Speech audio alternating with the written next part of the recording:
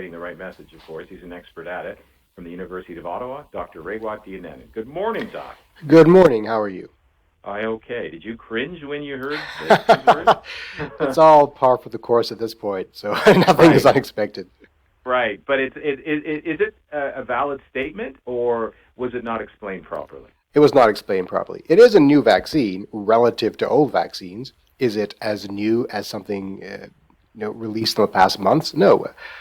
I would argue that it's not as new as people claim. It's been around for at least a couple of years for the general public, and longer than that in the laboratory studies. And mRNA vaccines in general have been around in the veterinary population for longer.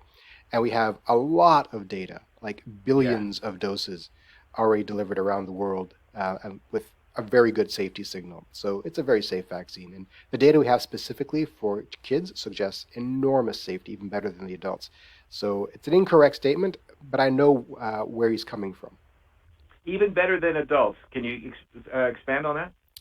Well, the CDC safety data shows almost immeasurable levels of really serious adverse events, like serious hospitalization and death, whereas it is measurable in adults. Part of that has to do with the fact that there are far more adults who have been vaccinated than children, but it seems that the kids are less likely to be seriously affected by adverse vaccine reactions, and even for adults, that rate of adverse reaction is extremely low. Are you nervous about kids going back to school? Many of whom aren't vaccinated. Yeah, I am. I always am. We have about 1.1 million kids in Ontario who aren't vaccinated. 700,000 of those are ineligible for vaccination. And the hospital system is crowded by the unvaccinated. They have a higher risk of being hospitalized. So I'm always concerned about that. The rate of hospitalization varies from like 0.1% to 1.7%. So as individuals, people have very, very low risk. It's the population that we have to look at, and the potential for overrunning the pediatric ICUs. Plus, what they can do to bring it home and spread it, right, to the other age Yeah, groups. that's true, but most adults have been vaccinated, so I'm less concerned about the Ah, adults. okay. Should it be mandatory to vaccinate your kid? Put that on the yellow card list as we used to have as a kid. I think it will be eventually, probably by September. I don't think so right now. If you did it right now, I mean, it takes a month to get 2 doses uh, fully actualized in kids. I'm not sure what we get out of that, and I think you end up alienating people when you need to get them on side. So my vote is no. I think I'd rather be deploying more cajoling and encouragement tools rather than mandating tools. As you look around the world, and even here in this country, you're seeing the crest potentially here of Omicron. Do you think the worst is over? Depends how you measure the worst. In terms of the number of new cases per day, I think we're going to peak sometime this month, probably sooner rather than later, especially if the schools drive more cases soon. Um, in terms of hospitalizations, the peak, I would think, is probably coming next month because these things lag. In terms of deaths, well, South Africa showed that the deaths lagged by many, many weeks, so we may not see that cost for some time yet. But in terms of infection, yeah, I think the peak is pretty near. There's a push, and we're seeing the numbers are less and less supportive of lockdowns and measures. And basically, there's a sentiment that's growing that, hey, just go back to normal life and allow those who want to protect themselves to follow the rules that they impose on themselves, and that's not imposed on everybody.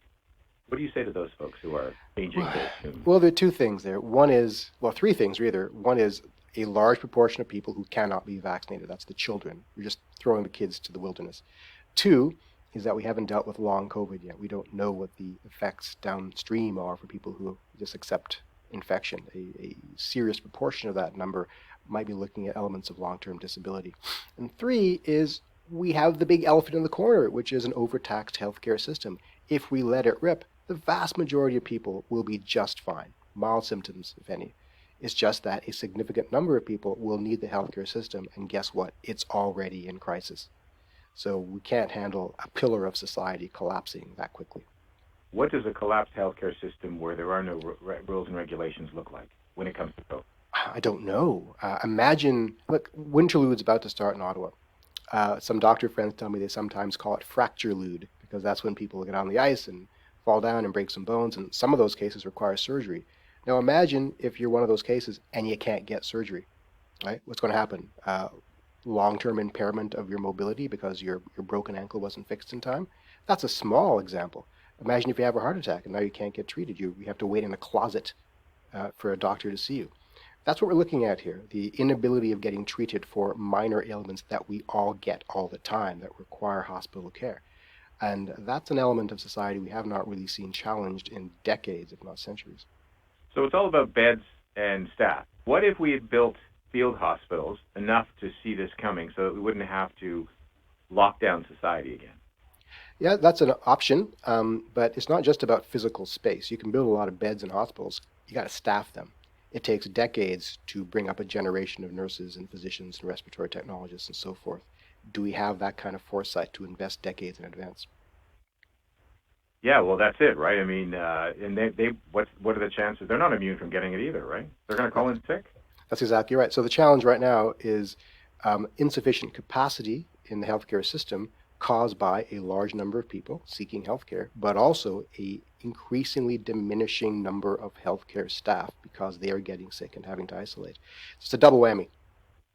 So this is about asking the population to be patient so we can stretch out the pain and suffering, basically, so that it doesn't overwhelm us. No, but seriously, I mean, Yeah, that's how they're feeling, right? yeah, that's exactly what it is, unfortunately. And I know we've heard this message for 2 years in a row. It's just that it's a different pandemic now. Mind you, it's probably the last great battle of the pandemic because I don't know what more they can throw at us, COVID-wise, this evil They're going to virus. throw in the towel if they do, right? Nope, we'll never throw in the towel. It's just No, I that, know. I think this is probably the last great push by COVID to cripple us, and it's not going to succeed, and we'll be done with the worst of this by spring. How much trouble are the unvaccinated causing us right now? Be honest. Yeah, I think, a lot of trouble because the risk of hospitalization amongst the unvaccinated is many times that of the risk amongst the vaccinated. But being vaccinated doesn't solve the problem. There are plenty of vaccinated people in hospital. It's just that the Right. risk is much greater in the unvaccinated.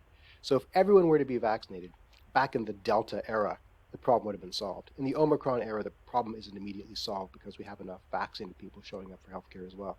That's why we got Mm. a slow transmission for everybody, not just the unvaccinated. When you heard that Quebec's going to tax the unvaxxed, what were your thoughts? I personally don't like it. I understand it's an emotional reaction. I'm a firm believer in universal healthcare, and the Canada Health Act explicitly But isn't it says, medically sound, the yeah, it decision? is medically sound. I mean, we tax cigarettes and we tax other things, and if you have a behavior like drinking, you're lower in line to get a liver transplant if you don't drink. So we already discourage use of the healthcare system for those with poor behaviors. On the other hand, if you're a motorcycle rider who didn't wear a helmet and you show up with a crashed in head, we're going to give you care. You know what I mean? Right. So Yeah. everyone makes poor decisions, and I don't like the idea of being punished for your poor decisions at the healthcare level, but it might be unavoidable. It might be unavoidable, you think?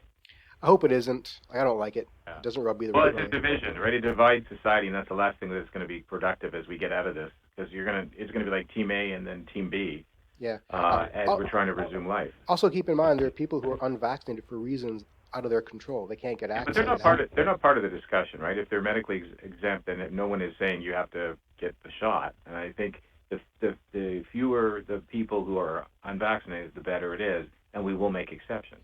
Yeah, I mean, there's also who are unvaccinated. In large part, it's low income, low education individuals, and so they're getting a double whammy here.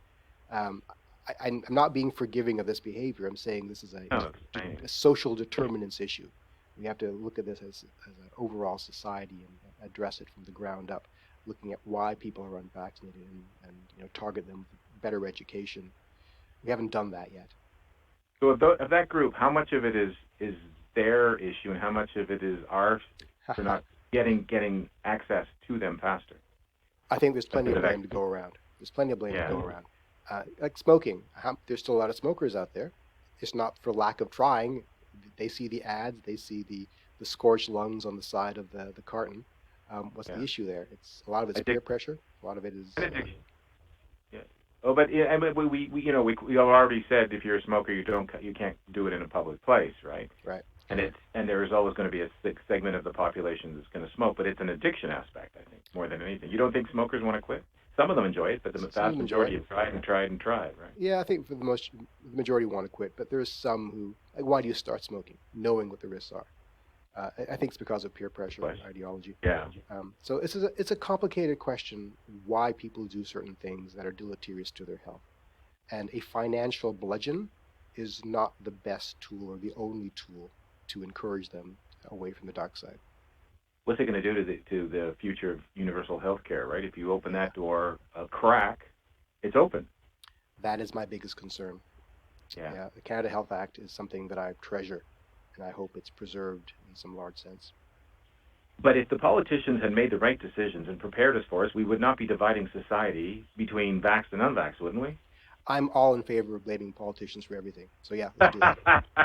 No, but all joking aside, they dropped the ball first, and now they are pivoting to deflect the messaging so that they put it back on the people and not on the people who have the power to make the decisions for at least 2 years. Throughout this pandemic, there have been many instances of politicians blaming the people and downloading responsibility onto the people. Even the school openings, where now it's parents' job to monitor symptoms and do testing. Why is that? It's the state's job.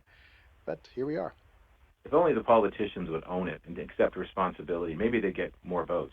Maybe not. That's why they're not maybe doing not. it. Right? But if you apologize, apparently it works in this country. No comment. Dr. Raywat Deonandan, I always appreciate our conversation. Thank you, sir. Thank you very much. Cheers. 10:17.